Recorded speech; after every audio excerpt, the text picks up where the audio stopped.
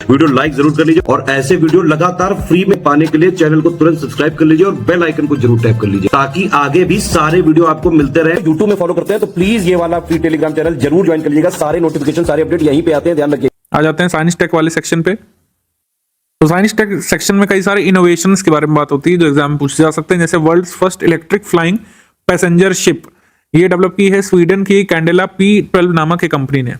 ठीक है, तो बस स्वीडन ने, और ये कैंडेला P12 इसका नाम ध्यान रखिएगा। स्वीडन ने अभी world first electric flying passenger ship का यहाँ पे ट्रायल यहाँ पे शुरू कर दिया है।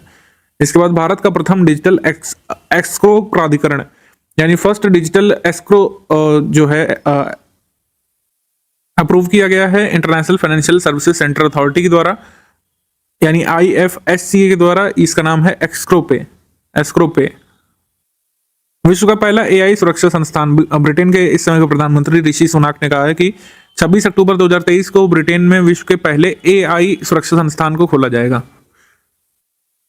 मतलब कुल मिलाकर इन्होंने कहा है कि जल्द ही नियर फ्यूचर में world first AI security institute establish होगा ब्रिटेन में। World first transatlantic flight to run on 100% sustainable aviation fuel. तो वर्जिन अटलांटिक नामक फ्लाइट जो है बोइंग 787 नामक विमान पर 100% सतत विमान ईंधन का उपयोग करके उड़ान भरने वाली पहली कह सकते हैं ट्रांस अटलांटिक फ्लाइट ये बनी थी। India world first transatlantic flight to run on 100% sustainable aviation fuel. इसका नाम था फ्लाइट 100। इसने उड़ान भरी थी लंदन के हीथ्रो एयरपोर्ट से, और ये न्यूयॉर्क York John F Kennedy international airport ये पहुंचा था plane. World's largest operational experimental nuclear fusion reactor JT60SA इसको अनेबल किया गया है। फ्रांस और माफ कीजिएगा यूरोपियन यूनियन और जापान का जॉइंट प्रोजेक्ट है। तो जापान ने अनेबल किया है world's largest nuclear fusion reactor. 1 दिसंबर 2023 को ऑनलाइन दिखाया था कि इस तरीके का होगा। कहाँ पे ये इसको कंस्ट्रक्ट किया गया है? टोक्यो में। इसमें कहा गया है कि ये वो टेक्नोलॉजी या फिर वो प्रोसेस एमुलेट कर सकता है, उसकी नकल कर सकता है जो प्रोसेस न्यूक्लियर फ्यूजन की सन में इस्तेमाल होती है। ऐसे कई सारे प्रयोग चल रहे हैं। जैसे फ्रांस में कहा गया है कि इससे भी ज्यादा एनर्जी जनरेट करने वाला एक न्यूक्लियर रिएक्टर तैयार हो जाएगा, 2-3 वर्षों में तैयार हो जाएगा वो। तो फ्रांस उसका निर्माण कर रहा है। हालांकि जापान का ने जो अभी दिखाया है ये इस समय कैपेसिटी के लिहाज से और ऑपरेशनल होने के तौर पर वर्ल्ड्स लार्जेस्ट है। एक चीज जो आपको ध्यान रखनी है कि न्यूक्लियर रिएक्टर जो है वो किस प्रोसेस का इस्तेमाल करते हैं? जनरली न्यूक्लियर फिशन रिएक्शन का, कंट्रोल्ड न्यूक्लियर फिशन और रिएक्शन का इस्तेमाल करते हैं। लेकिन ये कौन सा है? ये वर्ल्ड्स लार्जेस्ट फ्यूजन रिएक्टर है। तभी मैंने कहा कि जो सन में जो प्रोसेस होती है एनर्जी जनरेशन की न्यूक्लियर फ्यूजन, उसको एमुलेट करता है या फिर उसकी नकल उतारने की कोशिश करता है। World's deepest underground physics laboratory चीन ने शुरू की है। दुनिया की सबसे गहरी भूमिगत भौतिकी प्रयोगशाला इसको लॉन्च किया है। Deep ultra low radiation background facility for frontier physics experiment इसका नाम है। डार्क मैटर की खोज करने के लिए इसको लॉन्च किया गया है चाइना के द्वारा। वर्ल्ड्स फास्टेस्ट इंटरनेट सर्विस इसको लॉन्च किया है किसने? चाइना ने ही। विश्व की सबसे तेज इंटरनेट सर्विस है, 1.2 टेराबिट्स प्रति सेकंड है। यानी आप लगभग ये मानिए 1 सेकंड में 150 HD फिल्मों को ट्रांसफर या डाउनलोड कर सकते हैं हम लोग इससे। इतनी स्पीड है। इसको वहाँ के सिंगो यूनिवर्सिटी हुआवे टेक्नोलॉजीज जो है चाइना मोबाइल जिसको वहाँ बोलते हैं, उसने मिलकर के बनाया सरनेट कॉर्पोरेशन ने। भारत सरकार द्वारा स्मिशिंग के प्रति एडवाइजरी जारी की गई थी। जैसे फिशिंग आपने सुना होगा, फिशिंग के बारे में अभी MPPSC ने पूछा था क्योंकि वहाँ पे साइंस टेक्नोलॉजी और इंफॉर्मेशन टेक्नोलॉजी अलग से पूछी जाती है। तो फिशिंग जो है आपको पता है कि इसमें ट्रिक किया जाता है यूजर को। जैसे कुछ SMS आते हैं कि आपका ATM कार्ड बंद होने वाला है, मैं बैंक से बोल रहा हूँ, अपना पिन भेजिए जिससे हम उसको दोबारा चालू करते हैं। तो इसको बोलते हैं फिशिंग। मूवी लवर्स के लिए जमताड़ा, ठीक है, जमताड़ा सीरीज में जो दिखाया है उसी को बोलते हैं फिशिंग। कि आपको एक कॉल की जाती है, फर्जी चीजें बताई जाती हैं कि आपका ये बंद होने वाला है या फिर ये मैं हेल्प करना चाहता हूँ, बैंक का रिप्रेजेंटेटिव बोल रहा हूँ, आपसे कॉन्फिडेंशियल इन्फॉर्मेशन निकाल लेते हैं। ठीक है, तो वो है। तो एक और नई चीज सामने है, ये स्मिशिंग यानी SMS प्लस फिशिंग।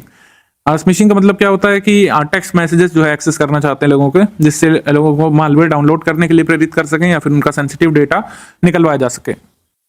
भारत में सैटेलाइट इंटरनेट सर्विसेज के लिए लाइसेंस एक्वायर कर लिया है वनवेब ने और जियो सैटकॉम ने, जिससे भारत में भी सैटेलाइट इंटरनेट सर्विसेज जो है वो प्रोवाइड की जा सके। तो ऐसे पहले कंपनी बन गए कुल मिला करके जिन्हें ये लाइसेंस प्राप्त हुआ है।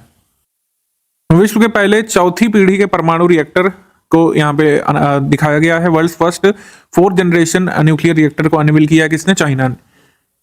तो ये वर्ल्ड का पहला 4th जनरेशन न्यूक्लियर रिएक्टर है। इसका नाम रखा गया है शिदाओआन।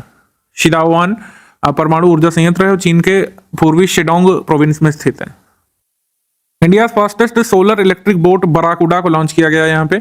ये 12 नॉटिकल माइल की गति से चल सकती है, एक बार चार्ज होने पर 7 घंटे तक चल सकती है।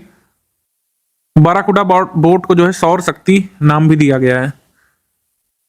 ये भारत की सबसे तेज सौर इलेक्ट्रिक शिप या फिर नाव हम लोग कह सकते हैं। गूगल द्वारा सबसे पावरफुल एआई मॉडल लॉन्च किया गया है जिसका नाम है जेमिनी। इसका नाम क्या है? जेमिनी, बस यही जरूरी है। एरिजोना यूनिवर्सिटी के वैज्ञानिकों ने मंगल ग्रह पर ज्वालामुखी गतिविधियों की पहचान की है, जिससे पृथ्वी के भूवैज्ञानिक इतिहास के साथ दिलचस्प समानताएं दिख रही हैं। मतलब कह सकते हैं कि अर्थ के जियोलॉजिकल हिस्ट्री के साथ पैरेलल्स यहाँ पे ड्रॉ किए जा रहे हैं, जो अभी वोल्केनिक एक्टिविटी मार्स में देखने को मिली है।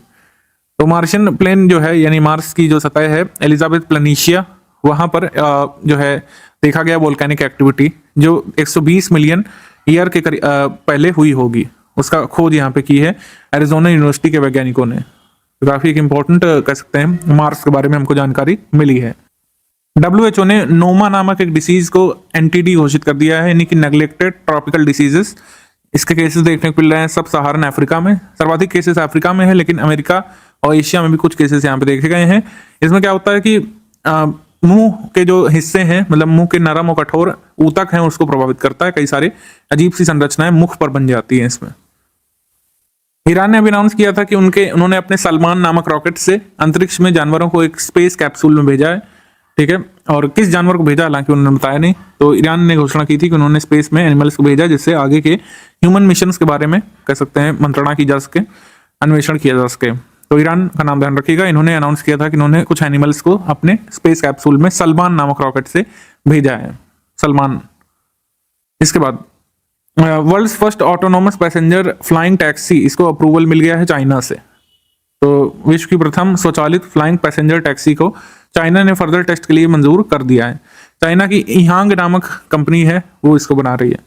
मिनटमैन मिसाइल का सफल परीक्षण किसने किया है? ये अमेरिका ने किया है, तो बस ये ध्यान रखिए। ये एक इंटर कॉन्टिनेंटल बैलिस्टिक मिसाइल है, मिनटमैन 3rd। इसका सफल परीक्षण किया है अमेरिका ने, अमेरिका की सेना ने। रेल पटरियों पर दुर्घटनाओं को रोकने के लिए गजराज नामक सुरक्षा तकनीक एम्प्लॉय की गई है भारतीय रेलवे के द्वारा। इसको वहां पर लगाया जाएगा उन राज्यों में जहां पर हाथियों की पॉपुलेशन है।